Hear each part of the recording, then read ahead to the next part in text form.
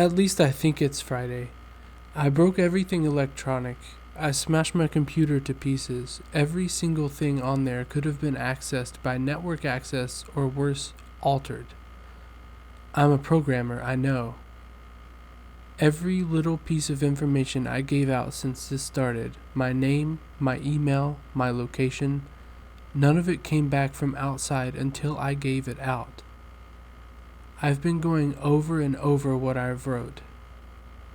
I've been pacing back and forth, alternating between stark terror and overpowering disbelief. Sometimes I'm absolutely certain that some phantom entity is dead set on the simple goal of getting me to go outside. Back to the beginning, with the phone call from Amy, she was effectively asking me to open the door and go outside. I keep running it through my head. One point of view says I've acted like a madman, and all of this is extreme convergence of probability. Never going outside at the right times by pure luck. Never seeing another person by pure chance. Getting a random nonsense email from a computer virus at just the right time.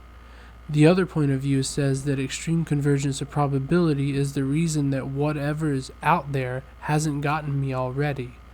I keep thinking, I never opened the window on the third floor. I never opened the front door until that incredibly stupid stunt with the hidden camera, after which I ran straight into my room and slammed the door. I haven't opened my own solid door since I flung open the front door of the building. Whatever's out there, if anything's out there, never made an appearance in the building before I opened the front door. Maybe the reason it wasn't in the building already was that it was elsewhere getting everyone else, and then it waited until I betrayed my existence by trying to call Amy. A call which didn't work until it called me and asked me my name. Terror literally overwhelms me every time I try to fit the pieces of this nightmare together. That email, short, cut off. Was it from someone trying to get the word out? Some friendly voice desperately trying to warn me before it came?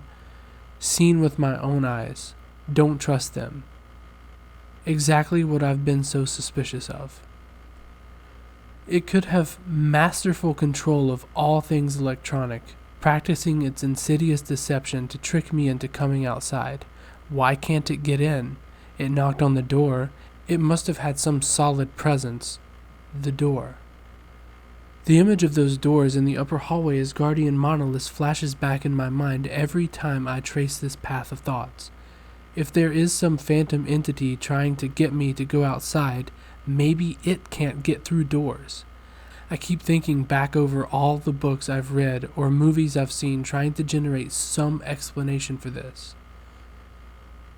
Doors have always been such an intense foci of the human imagination, always seen as wards or portals of special importance. Or perhaps the door is just too thick. I know that I couldn't bash through any of the doors in this building, let alone the heavy basement ones. Aside from that, the real question is, why does it even want me? If it just wanted to kill me, it could do it in any number of ways, including just waiting until I starve to death. What if it doesn't want to kill me? What if it has some far more horrific fate in store for me? God, what can I do to escape this nightmare? A knock on the door. I told the people on the other side that I need a minute to think and I'll come out. I'm really just writing this down so I can figure out what to do. At least this time I heard their voices. My paranoia, and yes, I recognize I'm being paranoid, has me thinking all sorts of ways that their voices could be faked electronically. There could be nothing but speakers outside simulating human voices. Did it really take them 3 days to come and talk to me? Amy is supposedly out there, along with 2 policemen and a psychiatrist. Maybe it took them 3 days to think of what to say to me. The psychiatrist's claim could be pretty convincing if I decided to think this has all been a crazy misunderstanding and not some entity trying to trick me into opening the door. The psychiatrist had an older voice. Authoritarian but still caring. I liked it.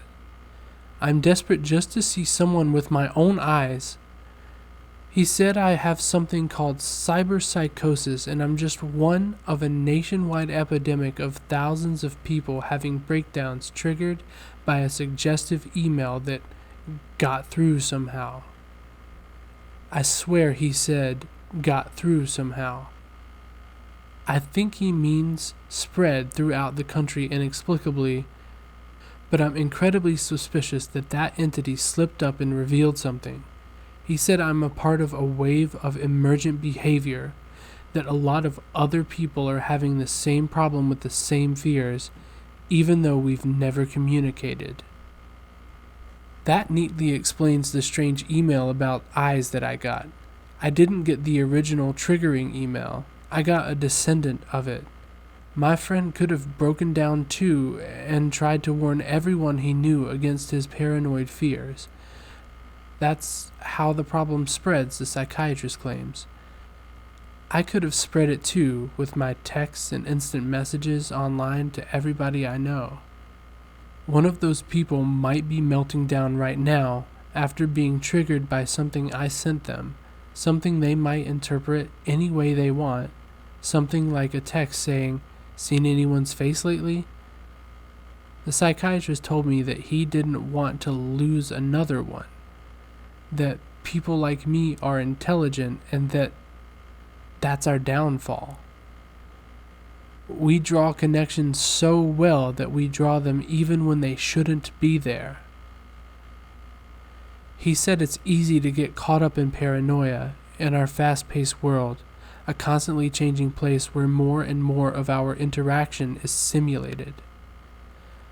I have to give him one thing. It's a great explanation. It neatly explains everything. In fact, it perfectly explains everything.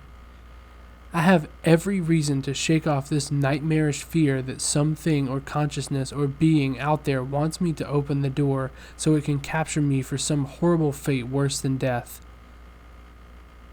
It would be foolish of me to think that after hearing that explanation, I might be one of the last people left alive in an empty world, hiding in my secure basement room, spiting some unthinkable deceptive entity just by refusing to be captured.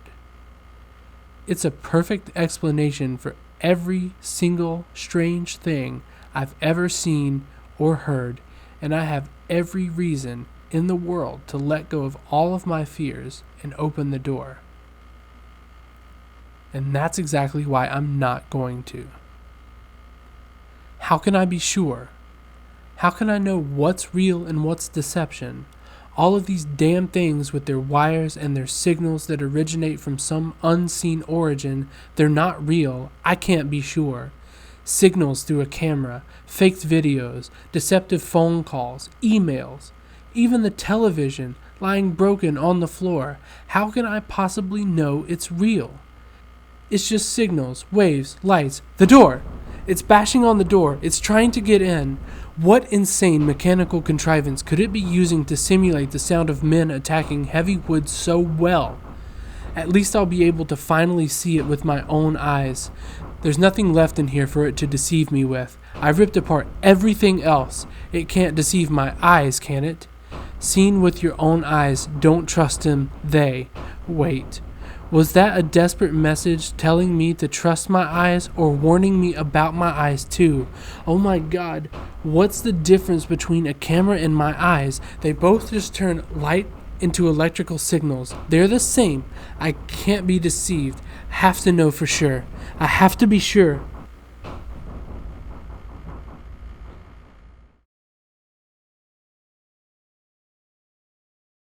I calmly asked for paper and a pen day in and day out until it finally gave them to me.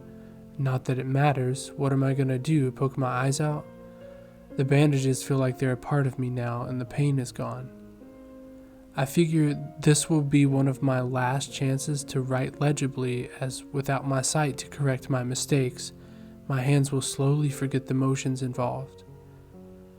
This is a sort of self-indulgence, this writing. It's a relic of another time, because I'm certain everyone left in the world is dead or something far worse. I sit against a padded wall day in and day out. The entity brings me food and water. It masks itself as a kind nurse, an unsympathetic doctor. I think it knows that my hearing has sharpened considerably now that I live in darkness. It fakes conversation in the hallway on the off chance that I might overhear. One of the nurses talks about having a baby soon. One of the doctors lost his wife in a car accident.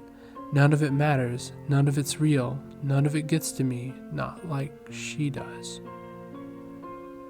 That's the worst part. The part I almost can't handle. The thing comes to see me, masquerading as Amy. Its recreation is perfect. It sounds exactly like her, feels exactly like her. It even produces a reasonable facsimile of tears that it makes me feel on its lifelike cheeks. When it first dragged me in here, it told me all the things I wanted to hear. It told me that she loved me, that she has always loved me, that it didn't understand why I did this, that we could have had a life together if only I would stop insisting that I was being deceived.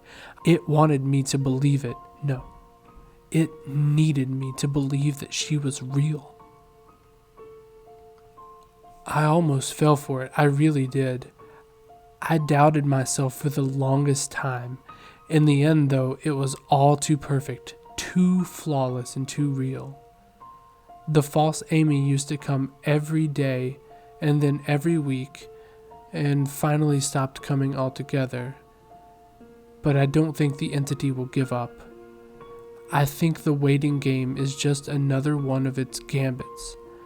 I will resist it for the rest of my life if I have to. I don't know what happened to the rest of the world, but I do know that this thing needs me to fall for its deceptions. If it needs that, then maybe, just maybe, I am a thorn in its agenda. Maybe Amy is still alive out there somewhere, kept alive only by my will to resist the deceiver. I hold on to that hope, rocking back and forth in my cell to pass the time. I will never give in. I will never break. I am a hero.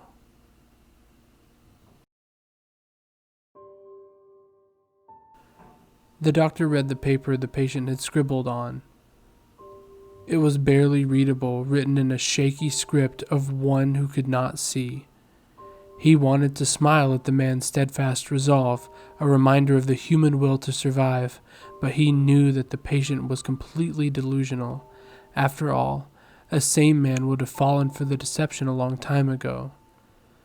The doctor wanted to smile. He wanted to whisper words of encouragement to the delusional man. He wanted to scream, but the nerve filaments wrapped around his head and into his eyes made him do otherwise. His body walked into the cell like a puppet and told the patient once more that he was wrong and that there was nobody trying to deceive him.